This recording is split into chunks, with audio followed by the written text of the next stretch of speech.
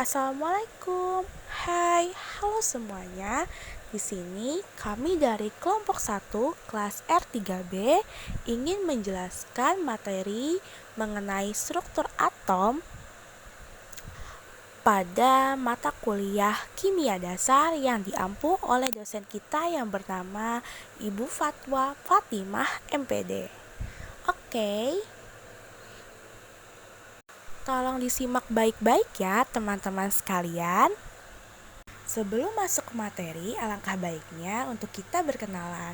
Di sini kelompok 1 R3B memiliki 3 anggota. Yang pertama ada Nafiana Aini, yang kedua ada Sharon Salsabila Suherlan, dan yang ketiga adalah Nirmala Putri. Karena tak kenal maka tak sayang. Baik, selanjutnya kita menuju ke pokok-pokok pembahasan. Yang pertama, di sini kita akan membahas mengenai struktur atom. Seperti judulnya ya teman-teman. Dan yang kedua ada teori atom. Dan yang ketiga ada perkembangan model atom. Yang keempat ada partikel dasar, penyusun atom, dan yang kelima dan terakhir yaitu kita akan membahas mengenai isotop, isobar, isoton, dan juga isoelektron. Struktur atom. Apa itu struktur atom? Atom adalah unit dasar atau struktur paling kecil dari unsur kimia yang masih mempertahankan sifat-sifat kimiawi unsur tersebut. Atom terdiri dari 3 partikel subatomik, yaitu proton, neutron, dan elektron. Proton memiliki muatan positif, neutron tidak memiliki muatan atau netral, sedangkan elektron memiliki muatan negatif. Proton dan neutron terletak di inti atom yang padat, sementara elektron mengorbit inti dalam kulit elektron yang berbeda-beda. Setiap unsur kimia memiliki nomor atom yang ditentukan oleh jumlah proton di inti atom. Nomor atom menentukan identitas kimia unsur tersebut. Misalnya, atom hidrogen memiliki 1 proton, sehingga nomor atomnya adalah 1. Sedangkan atom karbon memiliki 6 proton, sehingga nomor atomnya adalah 6. Nah, selanjutnya ada contoh gambar struktur atom. Teman-teman bisa lihat contoh gambarnya. Bulatan kuning itu sebagai nukleus, bulatan hijau sebagai elektron yang mengorbit pada orbit, bulatan biru sebagai neutron, bulatan merah sebagai proton. Struktur atom yang pertama ada partikel subatomik yang terdiri dari proton, neutron, dan elektron. Proton memiliki muatan positif dan terletak di inti atom. 1 proton memiliki massa sekitar 1 unit massa atom atau UMA. Selanjutnya ada neutron. Neutron tidak memiliki muatan atau netral dan juga terletak di inti atom. 1 neutron memiliki massa sekitar 1 UMA. Yang terakhir ada elektron. Elektron memiliki muatan negatif dan bergerak dalam orbit di sekitar inti atom. Elektron memiliki massa yang jauh lebih kecil dibandingkan proton dan neutron. Struktur atom yang kedua adalah inti atom. Inti atom terdiri dari proton dan neutron yang saling berinteraksi melalui gaya inti. Inti atom sangat kecil dan terletak di pusat atom. Karena muatan positif proton, interaksi antara proton-proton harus diimbangi oleh gaya nukleus yang kuat yang mempertahankan kestabilan inti. Yang ketiga ada kulit elektron. Elektron mengorbit inti atom dalam jalur atau orbit tertentu, juga dikenal sebagai kulit elektron. Setiap kulit elektron memiliki energi yang berbeda dan mampu menampung sejumlah elektron tertentu. Kulit elektron yang lebih dekat dengan inti memiliki energi yang lebih rendah. Keempat, ada model atom. Terdapat beberapa model atom yang digunakan untuk menggambarkan struktur atom, termasuk model Bohr, model orbital, dan model mekanika kuantum. Model-model ini memberikan representasi visual dan matematis yang berbeda untuk menggambarkan perilaku dan distribusi elektron dalam atom. Yang kelima, ada nomor atom. Nomor atom suatu unsur ditentukan oleh jumlah proton di inti atom. Ini juga menentukan identitas kimia unsur tersebut, misalnya atom hidrogen memiliki 1 proton, sehingga nomor atomnya adalah 1, sedangkan atom karbon memiliki 6 proton, sehingga nomor atomnya adalah 6. Lambang unsur atau nomor atom. Atom memiliki perhitungan dan penomoran, diantaranya adalah X, Z, A. X sebagai lambang unsur, A sebagai nomor massa atau jumlah proton ditambah jumlah neutron, dan Z adalah nomor atom atau jumlah proton. Oke, selanjutnya kita akan membahas mengenai teori atom. Tentu saja kalau kita membahas mengenai teori, pasti ada beberapa tokoh yang memberikan pendapat atau teori. Nah, kalau kita membahas teori atom, sudah pasti ada tokoh-tokoh yang memberikan pendapat dan juga teori-teori mereka serta pemikiran-pemikiran mereka mengenai apa itu atom atau bagaimana sih atom itu. Oke, stay tune ya teman-teman. Nah teman-teman, tokoh pertama yang menyumbangkan atau mengemukakan mengenai teori atom adalah John Dalton pada tahun 1766 sampai 1844. Nah, Dalton ini berpendapat bahwa atom merupakan partikel terkecil dari suatu unsur. Dia juga mengatakan bahwa yang pertama, atom-atom dari unsur yang sama memiliki sifat dan massa yang sama. Sedangkan atom-atom dari unsur yang berbeda, sifat dan massanya juga berbeda. Yang kedua, atom tidak dapat dibagi, diciptakan, atau dimusnahkan. Nah, pendapatnya yang ketiga adalah dalam senyawa, atom-atom dari unsur yang berbeda melakukan ikatan kimia dengan perbandingan numerik yang sederhana. Yang keempat dan yang terakhir, dalam reaksi kimia, atom digabungkan, dipisahkan, dan disusun kembali. Nah, selain dari beberapa pendapat Dalton yang sudah saya sebutkan tadi, Dalton juga menggambarkan bentuk atom yaitu seperti bola pejal yang padat ya teman-teman. Nah, di sini ada gambar atom atau unsur-unsur di mana mereka ini unsur-unsur yang berbeda ini membentuk ikatan kimia ya teman-teman. Nih contohnya ini ada 2 molekul oksigen dan juga ada 2 molekul hidrogen menghasilkan 2 molekul air. Nah, kok bisa sih? Kenapa? Nah, seperti pendapatnya Dalton sebelumnya, yaitu dalam senyawa, unsur-unsur yang berbeda dapat melakukan ikatan kimia dengan perbandingan numerik yang sederhana. Nah, tadi 2 molekul oksigen dan juga 2 molekul hidrogen mereka membentuk senyawa air menjadi 2 molekul air ya teman-teman. Nah, selanjutnya ada contoh di mana 16 atom X ditambah 8 atom Y menghasilkan 8 X 2Y. Kenapa? Karena seperti yang kita lihat bahwa satu atom Y berpasangan dengan 2 atom X. Nah, ini yang dimaksud perbandingan numerik yang sederhana gitu ya teman-teman. Selanjutnya ada tokoh kedua nih teman-teman, yaitu Thomson pada tahun 1856 sampai 1940.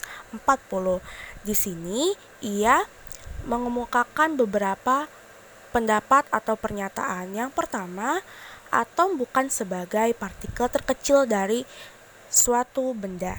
Yang kedua, atom berbentuk bola pejal di mana terdapat muatan listrik positif dan negatif yang tersebar merata di seluruh bagian seperti roti kismis atau puding kismis. Kenapa sih ia membayangkannya seperti roti kismis? Jadi kita juga bisa nih teman-teman membayangkan bahwa sebuah roti kismis ini memiliki kismisnya itu berada di seluruh permukaan roti kismis ini ya teman-teman. Nah, jadi si kismisnya ini dimaksudkan sebagai muatan listrik positif dan juga negatif ya teman-teman. Nah, yang ketiga itu pada atom netral jumlah muatan listrik negatif sama dengan jumlah muatan listrik positif. Nah, Pendapat yang keempat dan terakhir adalah massa elektron jauh lebih kecil dibanding dengan massa atom. Nah teman-teman, jadi sebenarnya Thomson ini masih setuju dengan bentuk atom yang dikemukakan oleh Dalton sebelumnya. Tapi dia berhasil menemukan adanya partikel di dalamnya. Jadi ia beranggapan bahwa atom itu berbentuk bola pejal yang berisi muatan positif dan juga negatif ya teman-teman. Kok bisa sih dia membuktikannya? Nah, jadi dia itu melakukan percobaan atau eksperimen, teman-teman. Nah, eksperimen ini disebut dengan eksperimen tabung tertutup. Nah, di mana sinar katoda bergerak lurus dari katoda ke anoda, ditandai dengan timbulnya bayangan fluoresen pada ujung tabung yang berlawanan dengan ujung katoda. Nah, sinar katoda dibelokkan oleh medan magnet eksternal ke arah plat elektroda yang bermuatan positif. Nah, hal ini menunjukkan bahwa sinar katoda merupakan partikel yang bermuatan negatif. Gitu ya, teman-teman. Jadi, elektron ini pertama kali ditemukan oleh si Thomson ini, teman-teman. Wah teman-teman, kita udah masuk ke tokoh yang ketiga aja nih. Di sini ada Ernest Rutherford, yaitu pada tahun 1871 sampai 1937. Nah, Rutherford ini adalah yang pertama kali mengusulkan bentuk atau model inti atom yang besar dan terpusat, beda dari Dalton dan juga Thomson tadi ya teman-teman. Nah, Rutherford ini juga mengemukakan bahwa atom terdiri atas inti atom yang bermuatan positif, di mana massa atom hampir seluruhnya berada pada inti atom ini, teman-teman. Nah, yang selanjutnya nih, muatan listrik atau elektron, muatan listrik negatif ya, teman-teman, terletak sangat jauh dari inti atom. Jadi, untuk menjaga kestabilitasan jarak muatan listrik negatif terhadap inti, maka muatan listrik negatif ini atau elektron ini senantiasa bergerak mengelilingi inti dengan lintasan yang disebut kulit atom, teman-teman. Mungkin kita bisa mengemukakannya atau memikirkannya ya teman-teman, memikirkan bahwa konsepnya Rutherford ini seperti planet yang mengorbit pada matahari, pada sistem tata surya, teman-teman. Nah, jadi teman-teman, model atom milik Rutherford ini berhasil menggantikan model-model atom milik Dalton dan juga Thomson yang berbentuk benda padat sebelumnya.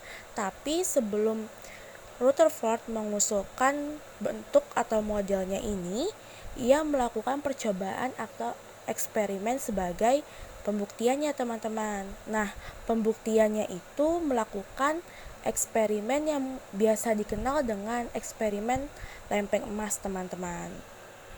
Nah, dalam percobaan ini, Rutherford menembakkan partikel alfa yang sebenarnya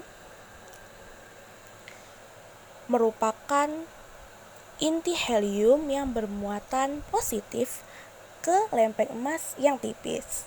Perhatikan gambar ya teman-teman.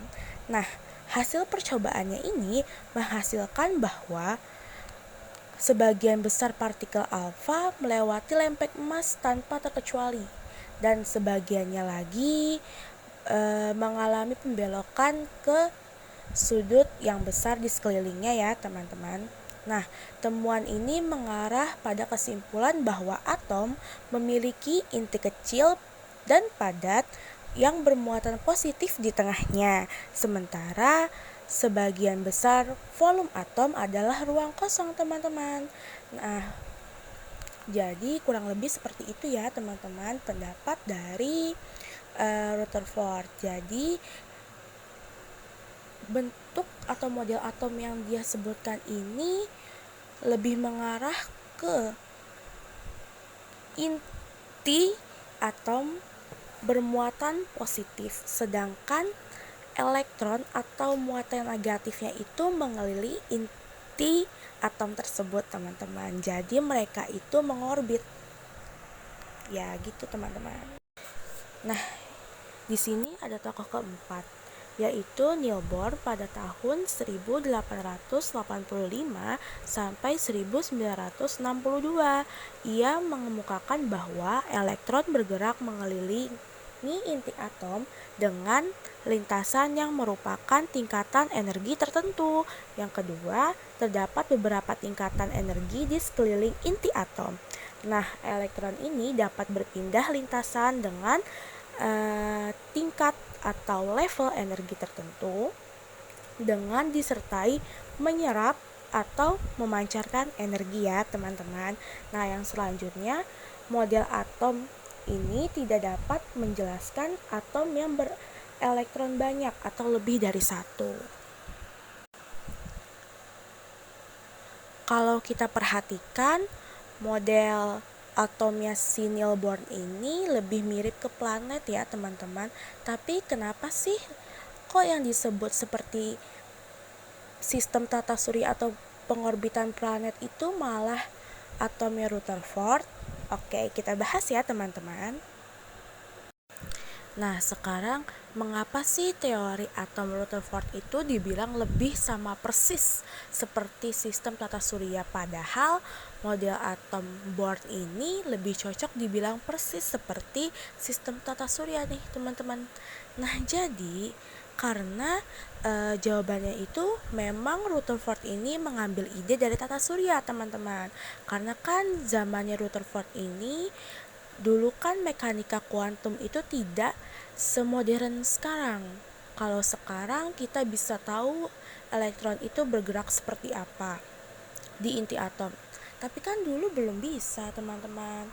Nah, itulah kenapa Rutherford menganalogikan teori atau model atomnya ini seperti tata surya. Karena kan yang dulu itu mereka belum tahu, ilmuwan itu belum tahu bagaimana sih inti atom ini, bagaimana sih pergerakan elektronnya ini. Jadi mereka hanya tahu bahwa selain inti dan elektron itu, atom itu terisi atau terdiri dari ruang hampa saja, teman-teman. Nah, lalu gimana nih dengan model atomnya si Niels Bohr ini? Nah, sebenarnya model atom Niels Bohr ini tidak seperti planet-planet yang mengorbit matahari, teman-teman. Karena kan Niels Bohr ini bikin konsep mengenai energi level atau tingkatan energi nah, jadi tuh daripada orbit tata surya, dia itu lebih membuat konsep seperti lapisan. Jadi tuh kita bisa membayangkannya itu seperti bumi deh. Kita membayangkan atom itu bisa seperti bumi, ya teman-teman. Jadi punya inti, punya lapisan-lapisan yang memiliki energi dan elektron dengan peletakan di lapisan energi tertentu gitu tuh, teman-teman. Sehingga akhirnya si Niels Bohr ini membuat postulat, yaitu elektron mengelilingi inti dalam orbit berbentuk lingkaran di bawah pengaruh gaya Coulomb. Yang kedua, atom terdiri dari inti yang bermuatan positif dan dikelilingi oleh elektron yang bermuatan negatif di dalam satu lintasan. Nah, satu lintasan ini bisa kita anggap sebagai lapisannya gitu, teman-teman ya. Nah, yang terakhir adalah elektron bisa berpindah dari satu lintasan ke lintasan lainnya dengan menyerap atau memancarkan energi, sehingga energi elektron pada atom tidak akan berkurang. Seperti itu ya, teman-teman. Wah teman-teman, kita udah sampai ke tokoh yang kelima dan terakhir aja nih. Sebenarnya mungkin bukan yang terakhir ya teman-teman, karena mengingat sifat dari ilmu yaitu yang selalu berkembang terus menerus ya teman-teman. Jadi mungkin masih banyak tokoh-tokoh lain. Nah, tokoh yang kelima ini bernama Erwin Schrödinger pada tahun 1887 sampai 1961. Erwin Schrödinger ini mengemukakan quantum model ya teman-teman, atau kita biasa nyebutnya mekanika kuantum. Nah, Erwin Schrödinger ini mencetuskan beberapa pernyataan atau pendapat, yaitu yang pertama adalah tingkat energi atau tiap tingkat energi atau biasa disebut kulit terdiri dari satu atau beberapa subtingkat energi atau subkulit. Yang kedua, tiap subtingkat energi atau subkulit terdiri dari satu atau beberapa orbital. Nah, yang ketiga, tiap orbital dapat ditemukan paling banyak 2 elektron. Yang keempat, posisi atau kedudukan elektron tidak dapat ditentukan dengan pasti. Nah, ini merupakan ketidakpastian dari Heisenberg. Nah, yang kelima dan terakhir, kebolehjadian atau kemungkinan ditemukannya elektron dalam orbital dapat ditentukan dari bilangan kuantumnya ya teman-teman. Jadi bisa kita lihat model atom milik Schrödinger ini yaitu memiliki nukleus atau titik, atau kita sebutnya itu inti atom ya teman-teman. Yang paling tengah itu namanya inti atom. Nah, selanjutnya ada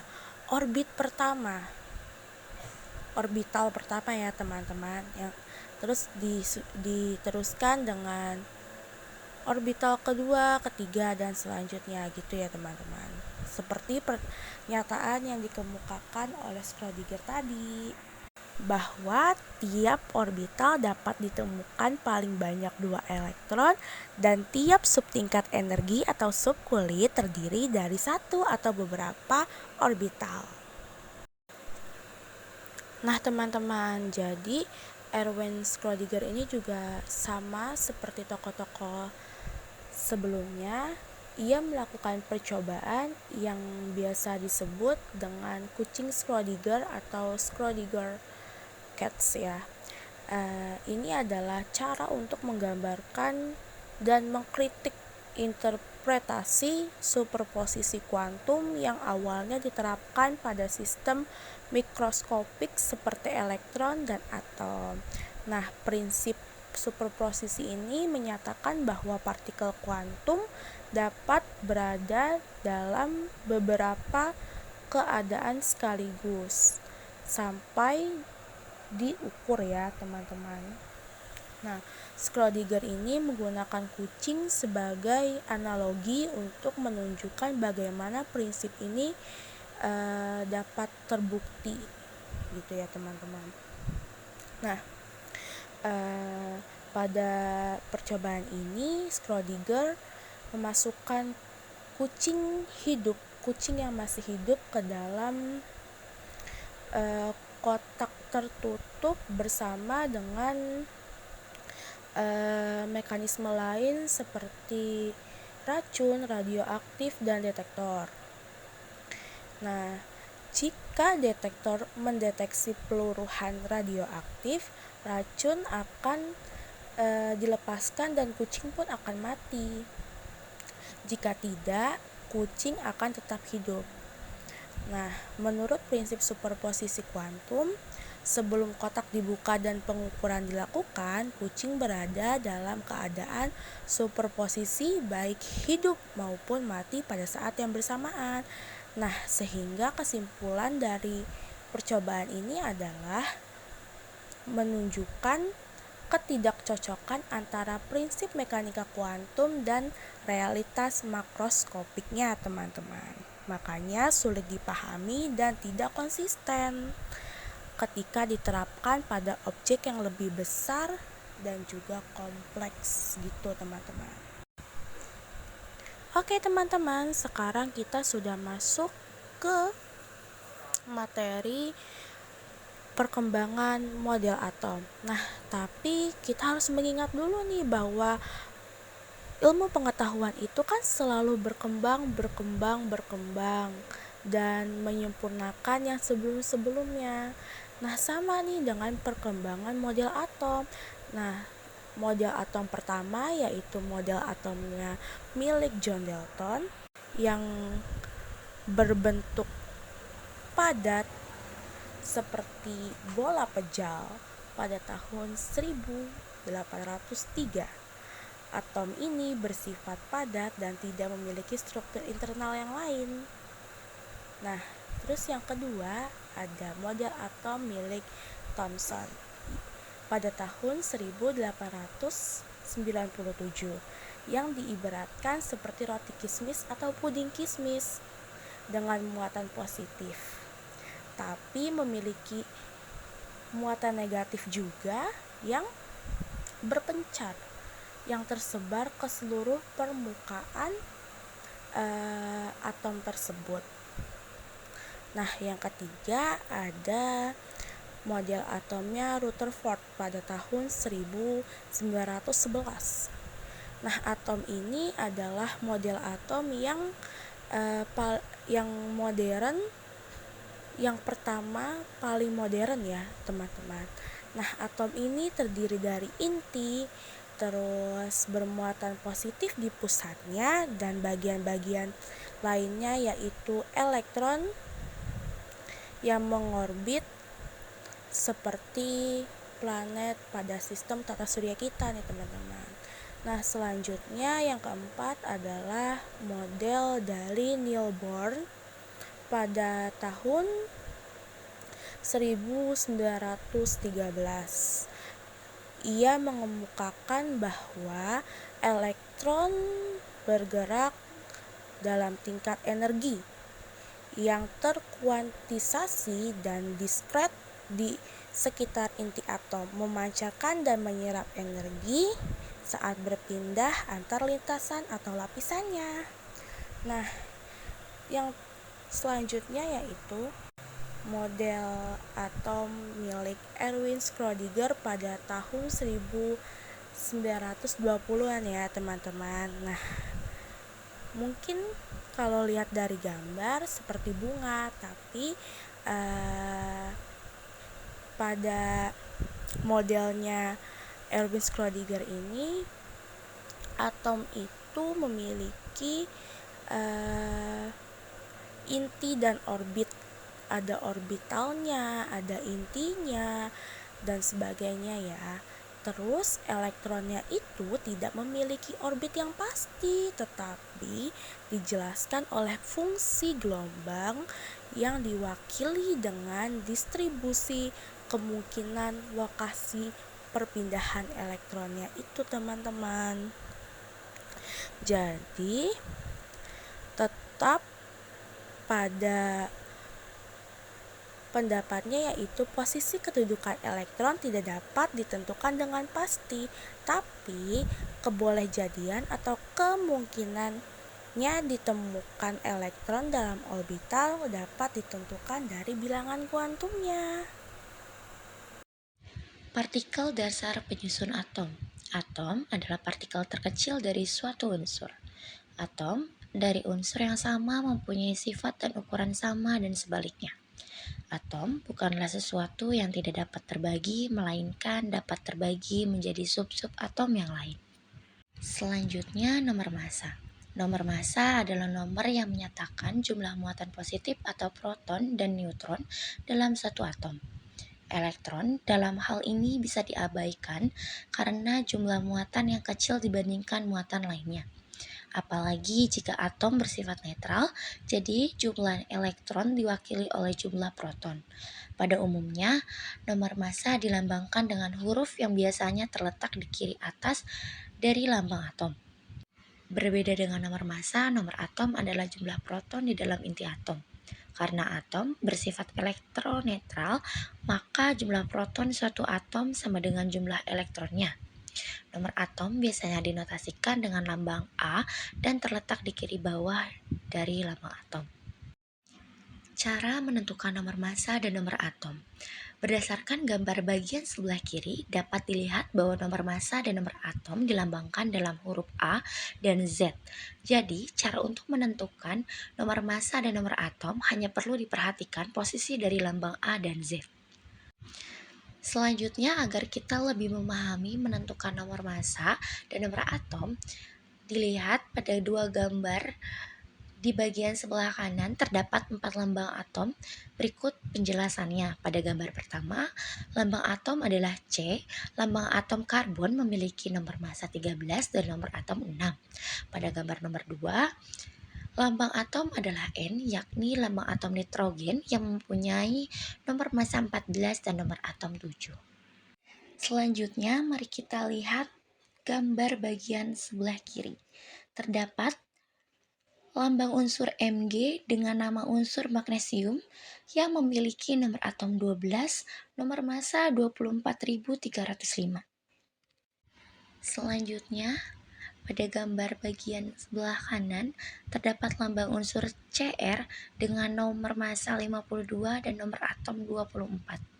Dengan keterangan A adalah nomor massa sama dengan jumlah proton ditambah jumlah neutron, Z adalah nomor atom sama dengan jumlah proton sama dengan jumlah elektron, X adalah lambang unsur.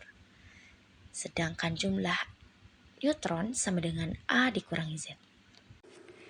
Ini ada contoh isotop, isoton, isobar, dan elektron. Yang pertama itu ada isotop, P sebagai tanda bahwa nilai protonnya yang sama. Contohnya adalah C612, C613, dan C614. Kenapa dinamakan isotop? Karena mereka memiliki nilai protonnya yang sama, yaitu 6, tetapi nomor masanya itu berbeda, yaitu ada 12, 13, dan 14. Yang kedua ada isoton, N sebagai tanda bahwa nilai neutronnya yang sama. Contohnya adalah Na1123 dan Mg1224. Nah, ini kan nomor atom sama nomor masanya itu berbeda. Tapi kalau misalkan kita hitung, ini nilai neutronnya akan sama. Karena kan cara menghitung nilai neutron itu kan nomor massa dikurangi nomor atom. Berarti ini nilai neutronnya adalah 23 dikurangi 11 yaitu 12 dan 24 dikurangi 12 yaitu 12. Jadi kalau neutronnya sama maka ini bisa disebut sebagai isoton. Yang ketiga ada isobar, A sebagai tanda bahwa nomor massanya yang sama. Contohnya ada N714 dan C614. Ini kan nomor massanya itu kan sama. Jadi ini bisa disebut sebagai isobar. Yang terakhir itu ada isoelektron, contohnya adalah F9 bermuatan negatif dan O8 bermuatan 2 negatif. F9 bermuatan negatif, ini kan jumlah elektronnya 9, tetapi ketika dia memiliki muatan negatif yang artinya menangkap, maka akan menjadi 9 ditambah 1 itu sama dengan 10. Dan O8 bermuatan 2 negatif, itu kan jumlah elektronnya 8, tetapi ketika dia punya muatan negatif, itu yang artinya menangkap, jadi yang tadinya 8, maka akan menjadi 8 ditambah 2 sama dengan 10, karena dia akan memiliki muatan 2 negatif. Jadi ketika hasilnya sama-sama 10, maka ini bisa dikatakan sebagai isoelektron. Contoh yang kedua itu N7 bermuatan 3 negatif dan O8 bermuatan 2 negatif. N7 bermuatan 3 negatif itu kan jumlah elektronnya 7, tetapi ketika dia punya muatan negatif itu artinya menangkap elektron, jadi yang tadinya 7 maka akan menjadi 7 ditambah 3 sama dengan 10. Dan O8 bermuatan 2 negatif itu kan sama memiliki jumlah elektron 8, tetapi karena dia bermuatan negatif juga yang artinya menangkap, jadi yang tadinya 8 itu akan menjadi 8 ditambah 2 sama dengan 10. Nah, ini ketika hasilnya sama-sama 10, maka ini juga bisa disebut sebagai isoelektron. Isotop merupakan unsur-unsur yang memiliki nomor atom yang sama, namun memiliki nomor massa yang berbeda. Contohnya, teman-teman bisa lihat pada gambar yang berwarna biru, yaitu nikel. Itu memiliki nomor atom yang sama, yaitu 28, tetapi nomor massanya itu berbeda. Ada yang 58, 60, 61, dan seterusnya. Dan pada gambar yang berwarna abu-abu, yaitu aluminium, itu juga memiliki nomor atom yang sama, yaitu 13, dan nomor massanya yang berbeda, yaitu 26 dan 27. Selanjutnya ada isoton. Isoton merupakan unsur-unsur yang memiliki nomor atom yang berbeda, namun memiliki neutron yang sama. Contohnya yang pertama ada H13 dan He24. Nah, ini kan nomor atom dan nomor massanya itu kan berbeda. Tapi kalau misalkan kita hitung, ini neutronnya sama. Karena neutron kan nomor massa dikurangi nomor atom. Berarti ini neutronnya adalah 3 dikurangi 1 yaitu 2, dan 4 dikurangi 2 itu 2. Jadi kalau neutronnya sama, maka ini bisa disebut sebagai isoton. Contoh kedua, itu ada K19, 39, dan Ca20, 40. Jadi neutronnya 39 dikurangi 19 itu 20, dan 40 dikurangi 20 itu 20. Jadi ini bisa disebut sebagai isoton. Begitu juga dengan seterusnya.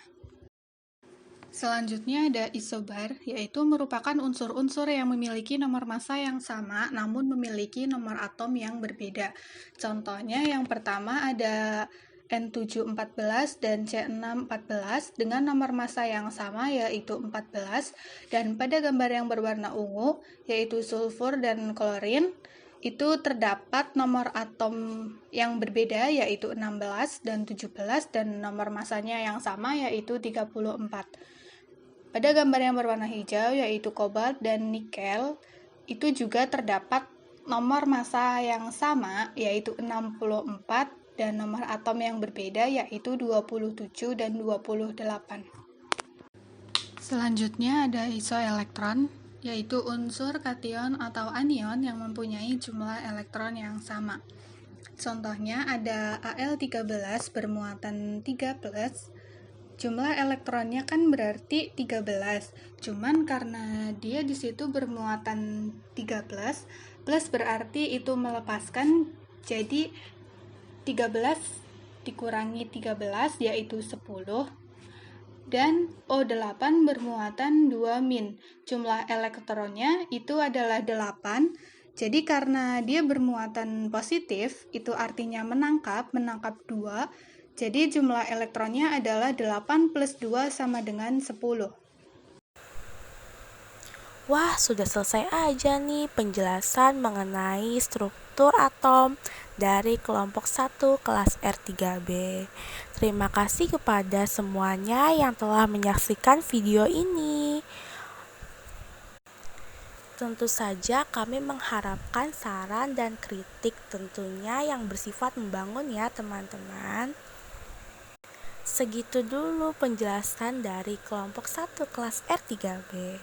Terima kasih. Wassalamualaikum warahmatullahi wabarakatuh. Toodles!